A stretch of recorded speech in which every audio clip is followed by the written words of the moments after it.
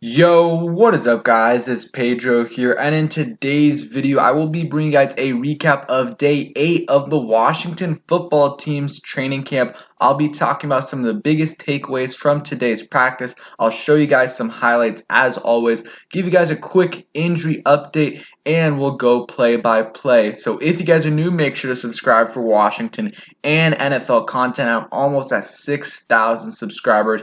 It would really mean a ton if you guys could help me get there. So let's get right into the video. So we will first start out with some highlights from today. We got some, quick clips from, Antonio Gibson, Sadiq Charles, and a bunch of the receivers. So they should be good. So let's get into them. Go.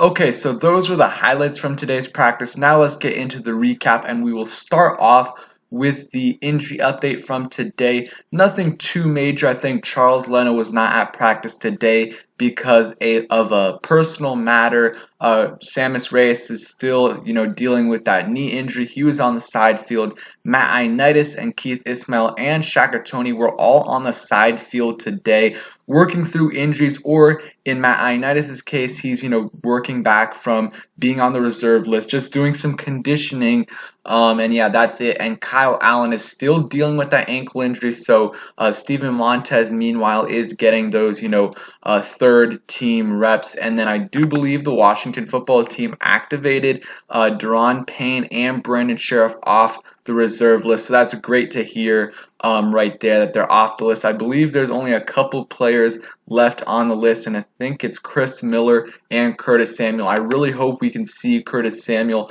on the field soon because it's been a while, and I know he does know the offense, but he needs to get, some chemistry with the other receivers, but more importantly, with Ryan Fitzpatrick. So hopefully he can come back either this week or next week. And if he is off the reserve list but still not able to practice because of that groin injury, in my opinion, that is going to be when it starts to get really concerning. We'll see though when he comes back. But today was a really good day for the offense. Heinicke and Fitzpatrick both looked really good today, so that is great to hear.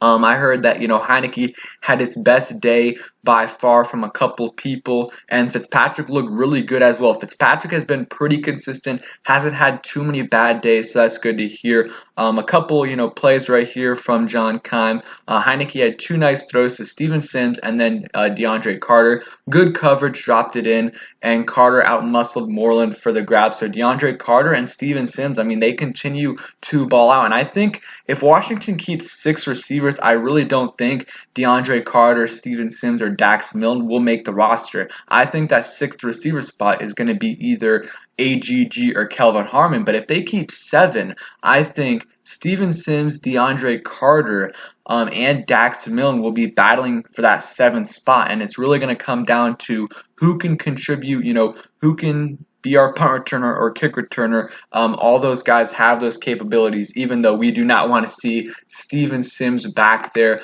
Another person, Zach Selby, says, this might be one of the most efficient days I've seen from Fitzpatrick and Heinicke all camp. They've both been on the money today. So again, that is great to hear from both of them, that both, Fitzpatrick and Heinicke are looking good and the offense is starting to click. That's great to hear right there. So like I said, the offense was dominating, especially early on, but in the second round of 11v11s, the defense was starting to make a comeback. Chase Young beat Cornelius Lucas with a speed rush on the first rep, and Cornelius Lucas is getting first team reps at left tackle because obviously Charles Leno's out, and I do believe Sadiq Charles also got some first team reps at left tackle. Haven't seen him too much at guard this training camp. We'll see how that develops once Charles Leno comes back, because now you have, once Charles Leno comes back, I would guess tomorrow or the next couple of days, you'll have Charles Leno, Cornelius Lucas, and Sam Cosmi. So then who knows what happens there. Sadiq Charles slides back into guard. And I forgot, the one other guy that's still on the reserve list that I forgot about was David Sharp, another tackle. And then Jonathan Allen also reaches Ryan Fitzpatrick for what would have been a sack on the next play. So good to hear. Jonathan Allen got back, I think, yesterday, and he's already making plays, and Chase Young is doing Chase Young things. I mean, I've been hearing great things about both Chase Young and Montez Sweat, so good to hear that they're still both dominating. And one guy I forgot to talk about that was not at practice today was Cameron Curl. He's dealing with an illness, but Ron Rivera said it isn't too serious, and he should be back relatively soon, as giving some more opportunities for someone like DeShazer Everett, Jeremy Reeves, or Bobby McCain to get some more first team reps while Cam Curl is out. And then, man, Ryan Fitzpatrick and Terry McLaurin are continuing to build really good chemistry. They are on goal line, and defense says they're not going to get in by running. A lot of talking, and the defense has held the offense out on consecutive runs. The offense throws it from the 1, and Terry McLaurin comes across the back of the end zone and beats William Jackson III for a touchdown. So Terry McLaurin is just dominating this training camp. I think he had 2 or 3 touchdowns today. And one thing I'll say, and I don't think it's, I'm not too concerned with it right now, and it's really just what we've been hearing from the media, but it seems like William Jackson is on the wrong end of a lot of these plays, a lot of these touchdowns, especially by Terry McLaurin. But he's also made some plays as well. We'll see how he looks in preseason, continuing to look in training camp before I really get too concerned. But it doesn't seem like he's had a great training camp. But it just could be the big plays we're hearing about. He's on the wrong end of them. But Terry McLaurin and Ryan Fitzpatrick, they continue to dominate. And Benjamin St-Juste had a really good day today as well. Broke up a ball to McLaurin down the field and had a couple other big plays as well. So, it was a little bit quiet from him the last few days. He did have a, nice play the other day, stripping the ball out of, I can't remember whose hand. I think it might have been De'Ami Brown. But good to hear Benjamin St-Juste is looking good, because, he can allow us to do a lot of different things, because if he is looking good and you can have him on the outside with William Jackson, slide Kendall Fuller in, and that just makes our I think takes our defense to a whole nother level. So now let's go a little bit more play by play. Terry McLaurin gets a grab from Fitzpatrick with, again, William Jackson III in coverage. And man, Terry McLaurin and Ryan Fitzpatrick have been on the same page. They've been building some really good chemistry, and Terry McLaurin continues to really dominate training camp, and he's taking his game to another level. Absolutely love to hear that Vernon Sheriff and Deron Payne were working against each other in 9v9, so good to hear that those two are back. Gibson opens red zone drills with a showing of how his vision has improved. He bounced the play outside and scampered upfield for a decent gain. And you have to remember, Antonio Gibson, this is, his second year playing the running back position full time, so it's good to hear that he continues to improve his vision, because that was a little bit of an issue early on last year, but he continues to improve it. Fitzpatrick to McLaurin for a touchdown. They had 2 today, and Zach Selby says, I think I'll be tweeting that a lot this year. So good to hear, again, that those two have really good chemistry. I think Terry McLaurin is going to have a huge year as long as he can stay healthy, because Fitzpatrick loves to target those number 1 receivers.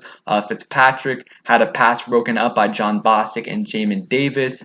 That's good to hear right there. And the secondary locks down coverage in the end zone, forcing Heinicke to scramble for the score. After the play, Heinicke talks a little to AGG and pats him on the helmet. So Heinicke had a good day, like I said, and it wasn't just passing. He also had a rushing touchdown to add on to that. So that is great to hear that Heinicke is looking good, because he had a couple, a little bit of a down, couple of days, so it's good to hear that he's looking good. And today was probably his best day of training camp. And De'Ami Brown looking good as usual. He, I think, could have a Terry McLaurin type impact year one. I don't think he'll have those stats that McLaurin had year one, just because if you think about it, Terry, there was no one else in Washington's receiving corps around him, so he was the clear-cut number one receiver. This year, there'll be Terry McLaurin around De'Ami Brown, Curtis Samuel, Cam Sims, and others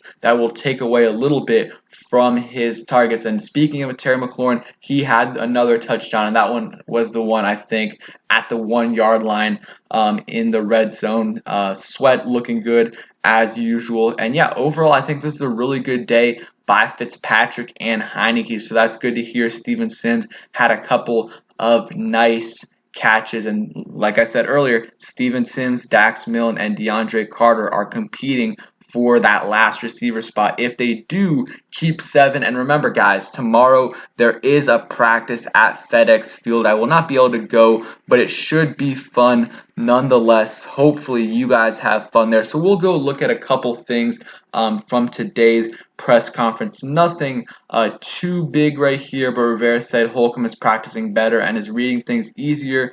He has mentioned Holcomb a few times this training camp about how good he has looked. I'm expecting Cole Holcomb to have an absolute monster season. I think Cole Holcomb was on, did a media session today, and he says he's learning to be more patient in man-to-man coverage, and he talked about how quick Jamin Davis is, and Benjamin St-Juste was there today as well. And Rivera, we talked about this, I think, last week, might have been earlier, but Rivera compared St-Juste to Peanut Tillman or Charles Tillman, who was one of the best, probably the best cornerback of all time in terms of forcing fumbles. And St-Juste has done that a couple times this off season. So I think this training camp. So I think that'll be it for today's training camp recap. Nothing too big today, and that is always good. No injuries. I mean, the rest of the NFC East has been dealing with injuries. We have not yet so far, just been on the reserve list, and Washington also is over the 85% vaccination threshold, just FYI. So thank you guys for watching. Hope you guys enjoyed the video. If you did, please hit that like button, subscribe if you guys are new, and turn on post notifications so you never miss a video. Peace, guys.